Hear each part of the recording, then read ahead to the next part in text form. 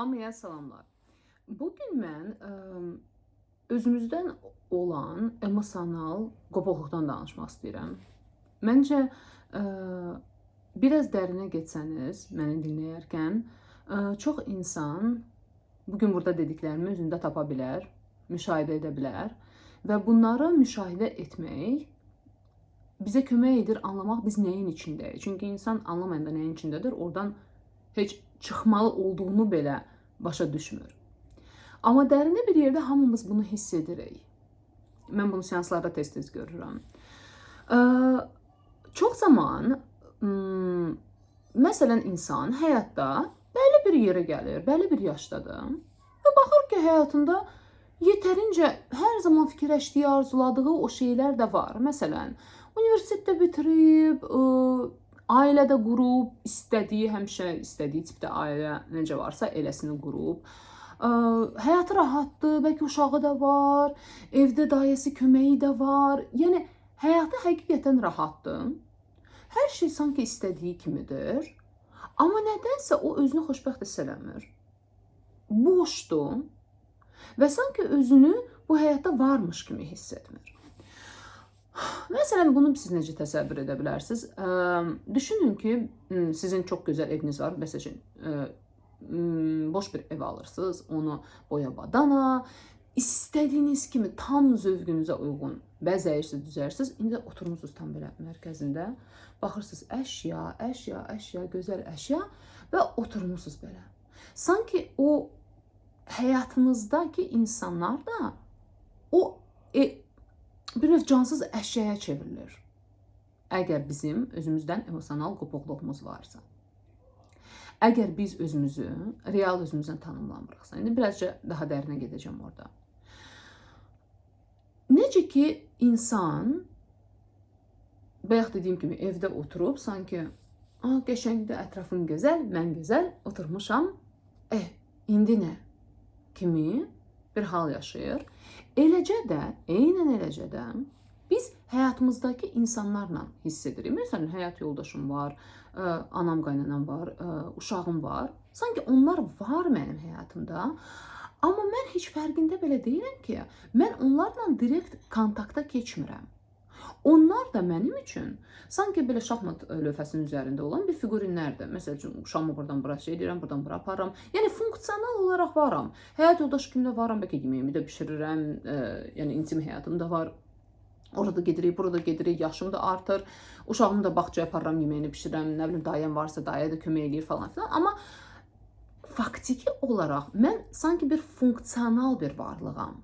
Necə bir robot eləyər də. Məsələn, robot cansızdır, amma onun professionalcasına içərisinə funksiyalar yerləşdirsən, düzgün düymələrini bassan, ona hisslər lazım deyil, bütün işlərini eləyə bilər.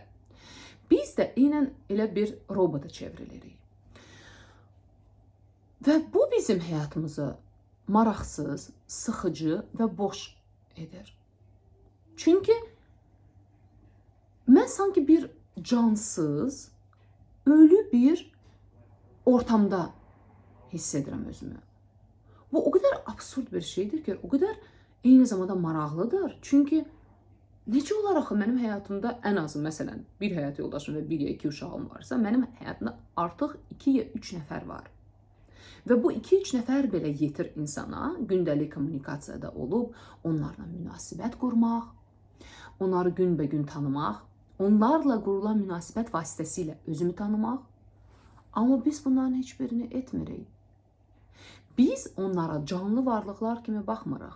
Hansını ki biz maraqla kəşf edə bilərik, tanıya bilərik, münasibət qura bilərik. Bilirsiniz niyə?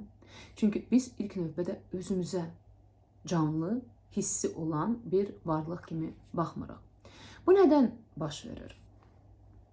Özəlliklə də belə birazca ekstrem olan situasiyada, harada bu dərəcədə qopuqluq var, adətən insan özü ilə, real özü ilə qopması bəlkə də yetərincə erkən yaşda baş verir. Haçan ki, məsəl üçün, hisslərinə tab gətirə bilmirsən və öz dünyana o bunkerova qapanırsan. Və insan özü ilə kontakt edirəndə real özü ilə bir növ bədəni ilə də kontaktda olmur. Məsələn, çox insan masaja gedir ya da idman eləyir, hiss eləmir, masaja gedir, zövq almır. Çünki o bədənlə kontakt olmur artıq. Bizim hisslərimiz, hər şey bədənimizdə yaşayır. Əgər mən buradan qopmuşamsa, yetərincə erkən yaşda, elə bil ki, bir növ iki mən yaranır. Bir dənə mən, hansı ki böyüyür, dediyim kimi, funksional olaraq böyüyür, yaşı artır, həyat qurulur. Və o məndir ki, hansını ki mən bir növ el aləmə nümayiş elətdirirəm, demonstrasiya edirəm. O mənim obrazımdır. Mən də inanıram ki, mən buyam. Bir də var real mən, hardakı hisslər var. Amma o mən unudulub. Biz onunla artıq kontaktda deyilik, yəni məsafə yetərincə böyükdür. O heç bir yerə getməyib, o var, bastırılıb. Elə bil ki, biz təsəvvür etsək ki, bax, bu obraz, hansı ki biz özümüzü tanımlayırıq, o bir növ tutur, bax, belə suyun altında bastırılmış halda bu real məni saxlayır. Biz bir yerdə hiss edirik, orada nələrsə baş verir, kədər də hiss edirik, agresiyanı da hiss edirik, boşluğu da hiss edirik, hər şey oradan tuk belə eləyir. Amma biz o qədər qopmuşuq ki oradan, bununla kontakta keçmirik. Sanki oradan gələn bu siqnal bir növ bir də durub belə ilişir buradan və buradan keçib bizə gəlib çıxmır. O real mən hansını ki biz heç kimə göstərmirik. Orada var bizim gerçək hiss etdiklərimiz. Qorxularımız, paxıllığımız, kədərimiz, özümüzü bədbəxt hiss eləməyimiz, həyatdan qopuqluğumuz və zövq ala bilməməyimiz. Amma bunların heç birini biz insanlarla paylaşmırıq. Biz özümüz belə bu baş verənlərlə kontakta keçmirik. Və bu, buradan o nümayiş elətdirimiz məndən o qədər uzaqdır ki, biz sanki unuduruq bəzən çevrilib bura baxmaq ki, hey, burada nə baş verir? Hətta görən kimi, birazca bu məsafəni qısaldan kimi, yaxınlaşanan kimi, biz o qədər emosional proseslər yaşamağa başlayırıq ki, tez qorxub belə çevrilik, qaçırıq özümüzdən. Alışıq deyilik emosional varlıqlar olmağa. Çoxdan qopmuşuq hisslərimizdən. Və hisslərimizdən qoparaq biz belə plasmas bir kuklaya çevrilirik. Dediyim kimi, gözəldir, işlərini görür, amma sıxıcıdır. Özü üçün ilk növbədə sıxıcıdır. Kimlərsə münasibət qura bilmir və yəni münasibət qurmaq, yəni ailə xaric deyirəm, ağlına belə gəlmir. Çünki ona insanlar maraqlı deyil. Sanki insanlar bir varlıq kimi, canlı varlıq kimi hələ peyda olmayıb bizim dünyamızda. Onlar funksiyalı olan, daşıyan bir şeydir. Bu ərdir, bu uşaqdır, bu qaynanadır, bu dostdur, bu kollegadır. Amma kontaktda, gerçək kontaktda biz onlarla keçmirik. Necə ki bu yaratdığımız obraz, özümüzü tanıdığımız obrazla real mən heç vaxt kontakta keçmir. Mən özümü bununla tanımlayıram. Bu isə hardadır, nədir, kimdir? Yəni real mən kiməm, nə hiss edirəm? Bunun bir müddətdən sonra həqiqətən artıq önəmi olmamağa başlayır. Amma eyni zamanda da biz axı hiss edirik ki, yəni bu nədir? Yəni budurmu həyat? Mən həmişə bunu istəmişdim, mən niyə xoşbəxt deyiləm? Düzdür? İnsan bir növ ən çox istədiyi şeyi rahatlığa çıxmaqdır. Və rahatlıq deyəndə biz çox zaman başa düşmürük nə deyirik. Çox mənə dərinə gedək də danışıram. Sualın var rubrikasına göndərilən məktublarda tez-tez istəyirəm rahatlığa çıxım. Rahatam, amma xoşbəxt deyiləm. İnsan bilir ki, hansısa rahatlıq çatacaq və o rahatlıqda daima xoşbəxt olacaq. Amma nə demək istəyirik əslində rahatlıq sözünün altında? Nə yatır orada? Rahatlıq isə emosional olaraq məni tətikləməyəcək bir hala gəlmək istəyirəm.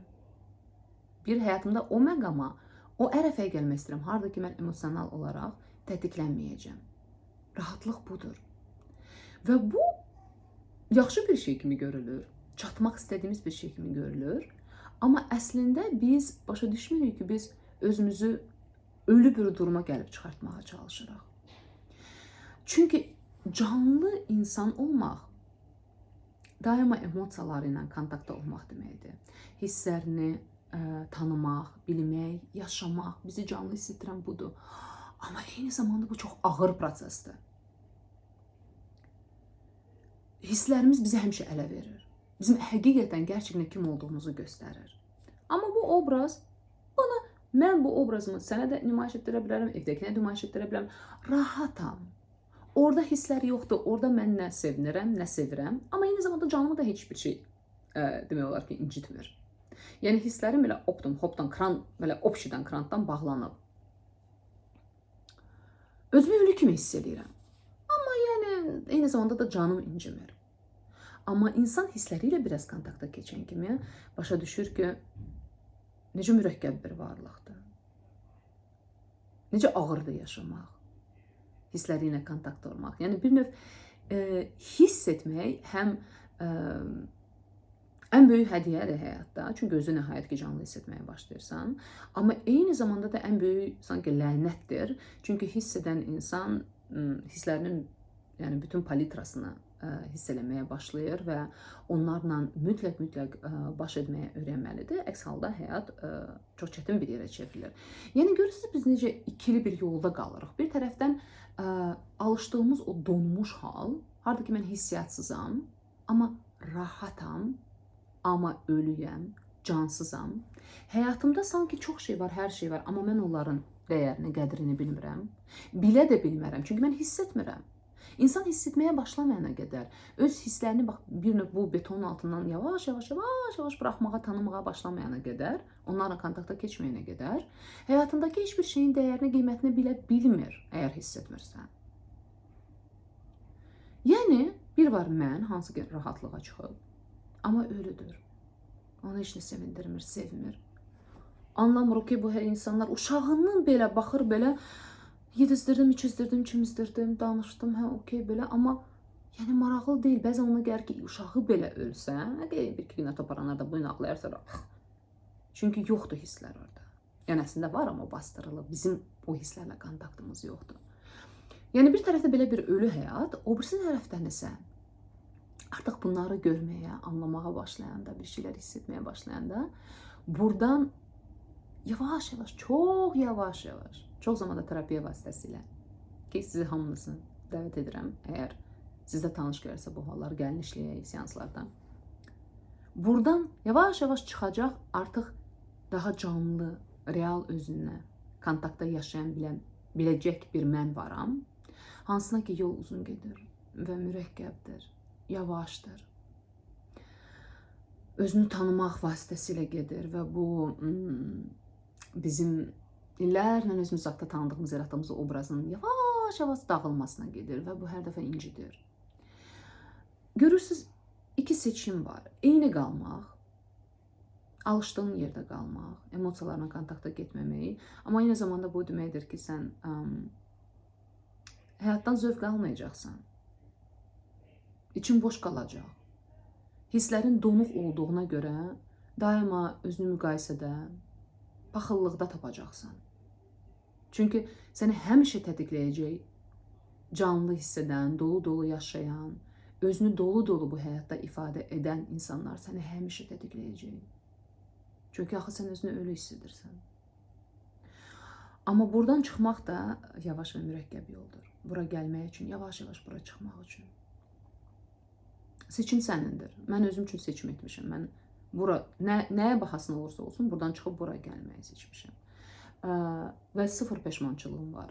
Hələ də gedirəm, hələ də ölənə kimi yoldayım. Yəni günbəgün açılır bunlar hamısı mənim üçün.